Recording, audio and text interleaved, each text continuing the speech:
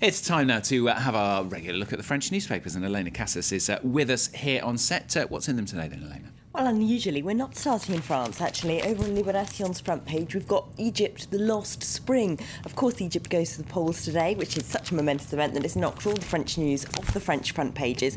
Now, why the lost spring, though? What's lost about it? Well, Libération explains in its paper that the most likely candidates to win are either Abdel Foutou, the moderate Islamist candidate who's been put up by the Muslim Brotherhood after their original candidate got disqualified, or alternatively, Amr Moussa, who was once, of course, also a minister in the Mubarak regime and then led the Arab League for some time. Now, why are these lost options? Well, if you're the revolutionaries, if you're the young people who took to the streets, who campaigned to push Mubarak out, who did really more than anything to bring Egypt to this point where it's having its first democratic elections in years, then none of these candidates are really a good option. It's either people who are deeply linked to the previous Mubarak regime and so are conservative in the sense of having those connections and being linked to the repressive military and police regime that's been in place for the last year and a bit, or alternatively it's Muslim candidates that the revolutionaries that the paper has been speaking to are very worried would impose quite tough Islamist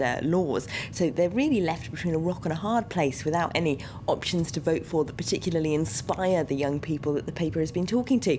They say that for groups like secularists or Coptic Christians, there isn't really any good option. They're left trying to decide whether they should choose between people who are linked to those military and pro-Mubarak groups that repressed them and beat them up in some cases and arrested them for protesting in the street, or if they should vote for Islamist candidates who want to impose policies that the revolutionaries don't support at all.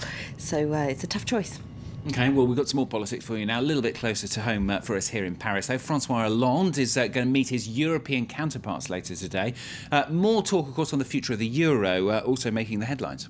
Yes, well, according to Le Figaro, the right-wing paper, which of course is in no way a fan of President Hollande, they've got the Franco-German motor has broken down as a headline this morning. Now, they, according to their editorial, believe that François Hollande is trying to install a false division between him and Angela Merkel. They say he's trying to keep the left of his own party, Jean-Luc Mélenchon, of course, the leftist candidate for the presidency, and the left of the Socialist Party happy by telling them that he's going to go to this European meeting of the 27 leaders later today and tell Angela Merkel that we must impose a growth agenda instead of austerity. But according to Le Figaro, it's already been won, that argument, across Europe. The leaders have agreed that what we need is growth, and so his trying to position himself as opposed to Angela Merkel is a bit excessive. And the new French cabinet is also meeting today. Yes, but who does what in the new government? That's what Le Parisien is asking today. Well, that's what Le Parisien's asking. Is their second Conseil des Ministres, their second cabinet meeting for the new government. They're all on the front page here, but Le Parisien says that many of the ministers themselves are a little bit confused about what exactly they're meant to be doing. Of course, we've got some confusingly named new ministries, like productive redressment, which is what Arnaud Montebourg, the leftist, is in charge of.